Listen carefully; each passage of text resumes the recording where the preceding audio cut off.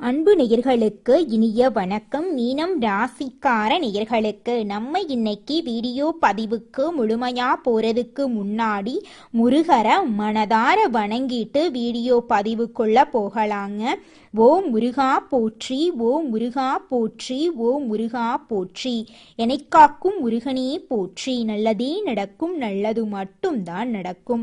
நம்மளோட மீனம் ராசிக்காரங்களை பொறுத்த வரைக்கும் ஆண்டவனே கண்கண்ட தெய்வம் அப்படின்னு வாழக்கூடியவங்களா இவங்க இருக்காங்க.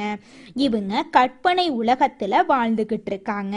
இவங்களை பொறுத்த வரைக்கும் நான் மட்டும் நல்லா இருக்கணும் அப்படிங்கிற சுயநலமெல்லாம் கிடையாதுங்க. தன்னை சுத்தி இருக்கக்கூடிய எல்லாருமே நல்லா இருக்கணும் அப்படிங்கிற பொதுநல குணத்தோட இவங்க வாழ்ந்துகிட்டு இருக்காங்க. தன்னுடைய வாழ்க்கையில எவ்வளவு பிரச்சனை வந்தாலும் அதை பத்தி துளி கூட இவங்க கவலைப்பட மாட்டாங்க. ஆனா நெருங்கிய உறவின் வாழ்க்கையில ஒரு பிரச்சனை வருதுன்னு வச்சுக்கங்க, ஓடி போய் உதவி செய்யக்கூடியவங்களா இவங்க இருப்பாங்க. இவ்வளவு அற்புதமான நற்குணங்களை கொண்ட மீனம் ராசிக்கார அன்பு உள்ளங்களே, எல்லாரும் நலமாயிருக்கீங்களா? ஏமா நீங்கள் வேற காமெடி பண்ணுறீங்க? எங்கள் வாழ்க்கையில் இருக்கக்கூடிய பிரச்சனைகளை தாங்கிக்கிட்டு இந்த உலகத்தில் வாழ்கிறதே பெரிய விஷயம். நாங்கள் எப்படி சந்தோஷமாக நிம்மதியாக வாழ முடியும் அப்படின்னு உங்கள் மனசில் நினைக்கிறது புரியுதுங்க மீனம் ராசிக்காரர்களே. இந்த மாதம் ஏற்படக்கூடிய குருபெயர்ச்சிக்கு பிறகு இருள் நிறைந்த உங்கள் வாழ்க்கையில் பிரகாசம் வரப்போகுது. உங்கள் வாழ்க்கையில் இனி வரக்கூடிய காலங்களில் தடை தாமதம் அப்படிங்கிற பேச்சுக்கு துளி கூட இடம் கிடையாதுங்க. உங்களுடைய எண்ணம் போல உங்கள் வாழ்க்கையில் நல்லது மட்டும்தாங்க நடக்கும். கெட்டதுங்கிற பேச்சுக்கு துளி கூட இடம் கிடையாதுங்க.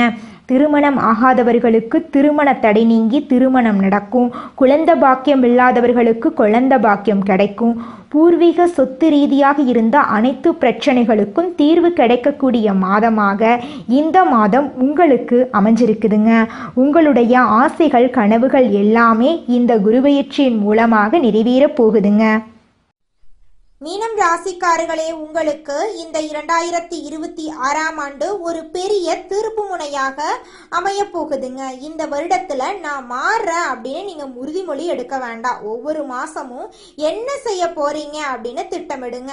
மாறுகிறேன் அப்படின்னு கனவு காணாதீங்க, அது பின்வாங்க வழிவகுக்குங்க. இந்த வருஷத்துல ஆரம்பத்துல எந்த முடிவும் எடுக்க வேண்டாம். மீனம் ராசிக்காரர்களே, யாரையும் நிரந்தர எதிரியாகவோ நண்பராகவோ நினைக்காதீங்க. தேவைப்படும் போது மற்றவர்களை பயன்படுத்தி கொள்ளுங்க. தர்மம் பார்க்காம காரியங்களை சாதிக்க ஸ்கெட்ச் போடுங்க. திறமை உள்ளவர்களை பயன்படுத்தி அவர்களுக்கு சன்மானம் கொடுங்க. ஆசை வார்த்தை காட்டி ஏமாந்துராதீங்க, ஏமாத்தவும் வேண்டாங்க. மீனம் ராசிக்காரங்க மனசு அடகு வைத்து வாழ்றாங்க. பிடிக்காத விஷயங்களை பிடித்த மாதிரி காட்டிக்கொள்றாங்க.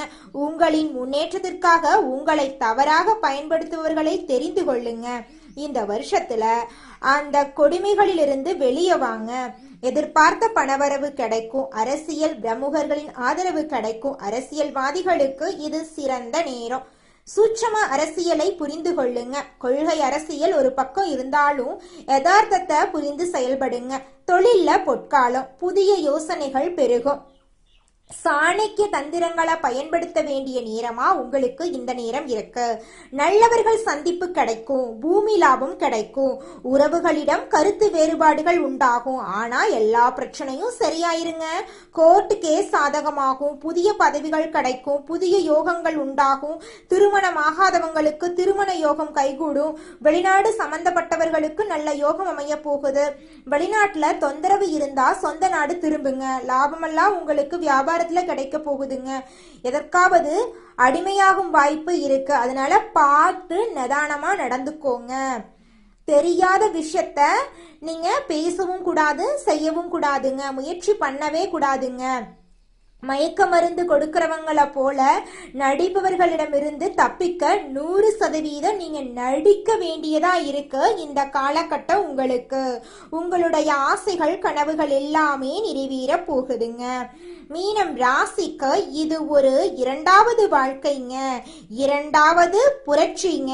மனச குழப்பிக்கொள்ளாதீங்க.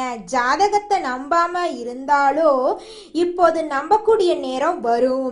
கடவுளை நம்பவில்லை அப்படின்னாலும் நம்பக்கூடிய நேரம் வரும். 2026 ஒவ்வொரு மாதமும் நல்ல மாற்றங்களோடு வாழ்க்கை அமைய போகுதுங்க. உங்களுடைய எண்ணங்களும் செயல்களும் நீங்க நினைச்ச மாதிரியே வெற்றியில போய் முடிய போகுதுங்க. உங்களுடைய வாழ்க்கையில இது நாள் வரைக்கும் இருந்த அனைத்து துன்பங்களும் காணாம போக போகுதுங்க. பணவரவை அதிகம் எதிர்பார்க்கும் குணமுடைய மீனம் ராசியினரே, இந்த மாதம் கடன் தொடர்பான பிரச்சனைகள் தீரப்போகுது. பல வகையான யோகங்கள் உங்களுக்கு ஏற்பட போகுது. உடல் நோய்கள் நீங்கி ஆரோக்கியம் உண்டாக போகுது. மனக்குழப்பம் நீங்க போகுது. ஆனா பிறர்கிட்ட பழகும் போது நிதானம் தேவைங்க. குடும்பத்தில் உள்ளவர்களால் வருமானம் கிடைக்கலாம். கணவன் மனைவிக்கிடையே மனம் விட்டு பேசி முடிவுகள் குடும்ப முன்னேற்றம் அடைய உதவும். பிள்ளைகளின் நலன்ல அக்கறை காட்டுவீங்க. திருமணம் தொடர்பான பேச்சுவார்த்தை சாதகமா முடியும். தொழில் வியாபார போட்டிகள் நீங்கும். லாபம் அதிகரிக்கும். உங்களது வியாபாரத்துக்கு பக்கபலமாக ஒருவரது உதவி உங்களுக்கு கிடைக்கும். முக்கிய பொறுப்புகளில் இருப்பவர்களின் ஆதரவு கிடைக்கும். உத்தியோகத்தில் இருப்பவர்கள் அலுவலக வேலையாக முக்கிய நபர்களை சந்திக்க வேண்டியிருக்கும். கொடுத்த கடனை திருப்பி வாங்க முயல்வீங்க. பெண்களுக்கு திடீர் கோபம் உண்டாகலாம். நிதானமாக இருக்கிறது நல்லதுங்க.